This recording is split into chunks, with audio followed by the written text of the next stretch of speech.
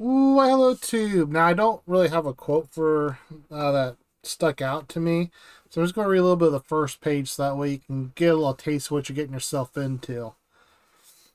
Tovey and Perrin were 3 hours out of the Phoenix when four masked riders challenged them. Along a level stretch of the trail to Camp Banning, the riders emerged from a cottonwood clump, and Tovey was forced to jerk back on his reins, bringing the four-horse team to a sudden creaking, spring-jolting halt.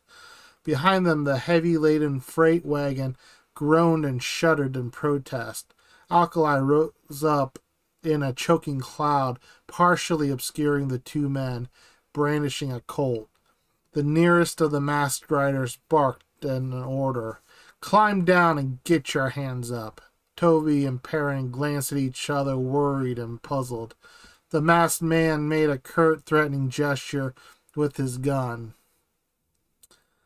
"Make it fast and keep your paw away from your holster," one of the other riders ordered. Perrin, a small, wrinkled, nut-brown man with a gray beard, was well known in the territory for his irascibility. He uses big words sometimes. His protest was quarrelsome. "What's the idea of blocking us this way? What'd you want from us?" "Shut up, Pop," another rider growled. "Just climb down from that wagon." "All we're toting is regular supplies for the army," Tovey declared. He was taller than his partner, almost entirely bald, with mild blue eyes and long drooping mustaches. One of the riders gave a low chuckle. "You heard my partner," Perrin patiently put in. "Regular supplies, nothing you could use." So yeah, there you go. Just a little taste.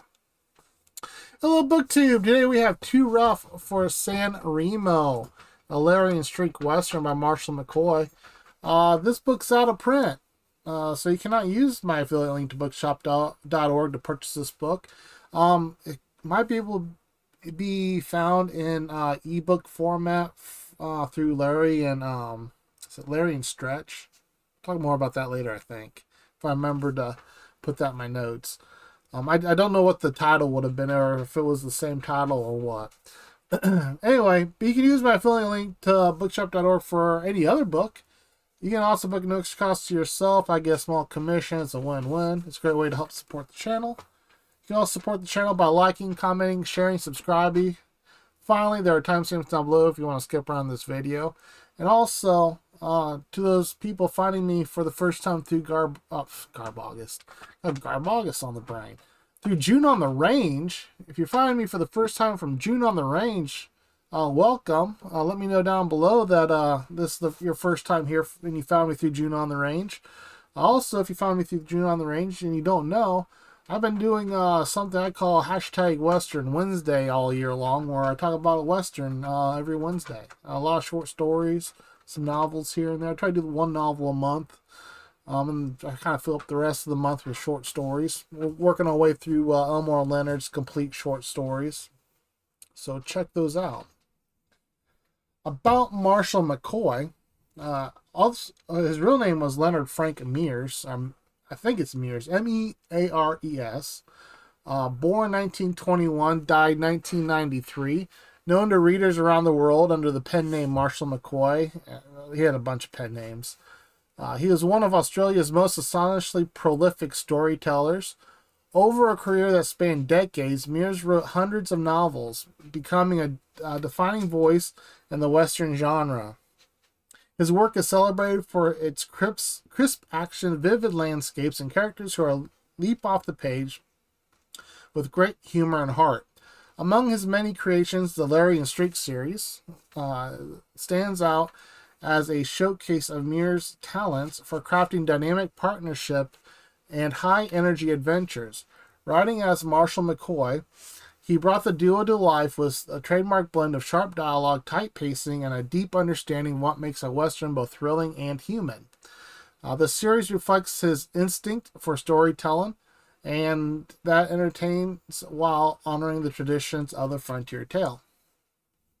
Though Mears lives far from the American West, he was Australian, I believe. His imagination bridged continents. He had an uncanny ability to capture the spirit of the frontier, its dangers, its moral complexities, and its rugged beauty. His dedication to the craft was legendary, and his body of work continues to resonate with readers who appreciate stories driven by courage, loyalty, and unprecedented nature of the open trail. This book, published 1968, the publisher was Horwitz Publications Inc. in Sydney, Australia. In America, it was Bantam Books. It was 87 pages, and it cost a whopping 40 cents.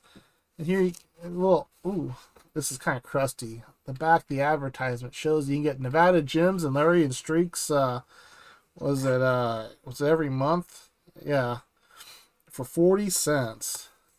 Wouldn't that been a nice thing to have? A synopsis. I'm just going to read the back of the book here. There was no time for introductions the day that Larry Vance and Streak Everett met. From Sidewinder had slandered some Sidewinder had slandered Texans, and angry fists lashed out for vengeance. But when the dust cleared, two men towered above the rubble at their feet. Two Lone Star Hellions destined to ride together to brawl and battle and pour hot lead against the worst of the West. Too rough for San Remo, there was a cool million in stolen gold bullion due to arrive in the small border town, and every outlaw in the territory was waiting to carve out a piece of it for himself.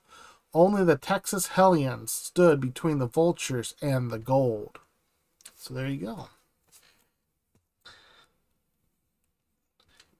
My thoughts on this story.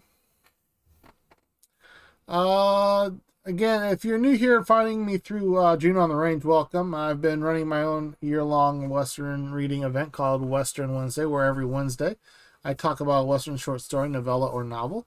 If you're a booktuber who loves Westerns, I encourage you to join in. Use the hashtag Western Wednesday and talk about Westerns on Wednesday. There's plenty of room on the trail for some voices in the genre. As for this Larry and Streak book, this is my second Larry and Streak Western, and both have been absolutely fantastic. The duo are the kind of characters where trouble finds them. They don't go looking for it, and they certainly don't enjoy it. This one is just as modern, as much about the side characters as is about Larry and Streak, and that works perfectly because Mears, writing as Marshall McCoy, knows how to create interesting personalities and wrap them into a fun, fast-moving plot. With the supporting cast playing such a big role, the pacing stays tight and exciting. One of the real pleasures of a Larry and Streak novel is the dialogue. Mears has a knack for giving the duo a natural, easy rhythm. The conversations are quick, dry, and often funny. The kind of banter that says as much about their bond as any action scene. They don't deliver long speeches or dramatic monologues. They talk like two men who've been through enough together that they don't need many words to get their point across. The book itself hooked me immediately, even though it's short. It's a short novel that could easily be read in one sitting. It became my nightstand book for a couple nights. I generally look forward to sitting down with it at the end of the day and seeing what kind of trouble Larry and Streak would find next. So there you go. I absolutely love these books. I've only been able to find, I think, like 1, 2, 3, maybe 4 or 5 of these books between the Larry and Streaks and Nevada Gems. And like since I've found them, I found them in whatever year the first June on the Range was. I picked one up at my local used bookstore out of, it was short and it looked good, and I can't find them anywhere. So I would love to find more of these, but now that I know that they're also Larry and Stretch, I think they were Larry and Stretch in Australia under the name Marshall Grover or Groves, something around there. I thought I made a note. I didn't make a note. I might be able to find some under that name. Also, Piccadilly started re-releasing the Larry and Stretch novels as ebooks. They back in like 2018 they were going to do like one a month. They did like 12 of them and stopped. There's so many of these. But that's also a possibility, a way of getting a few. I'm not sure if they're the same novels as U.S. releases. I assume they are, just under different names. That's at least a way of getting them through the a few of them anyway, through Piccadilly, and you get those on Amazon. So other than that, or I think Piccadilly's website. Other than that, I don't know what else to say about this one. Absolutely love this novel. Love Larry and Streak. Can't wait to read more. I gotta savor them though, just because I don't find them very often, and I don't want to blow through them all, or the handful I have. I want to savor them. So let me know down below if you've read any of the Larry and Streak westerns. Do you love the Larry and Streaks as much as I do? Also, I have my email in the description below. If you have a bunch of these and willing to part with them for a reasonable amount of money, I'd be a happy buyer. I'm not paying the $15 or whatever Amazon gets for these little things. If you're willing to hook a brother up, knowing that I'm going to read them, I'm going to love them, and I'm going to hold on to them, I'm not going to flip them or anything.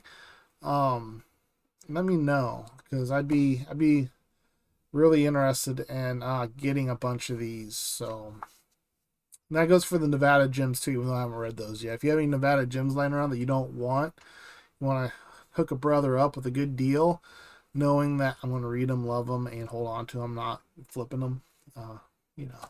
Email down below. So that's it for this one, peeps. Cheers.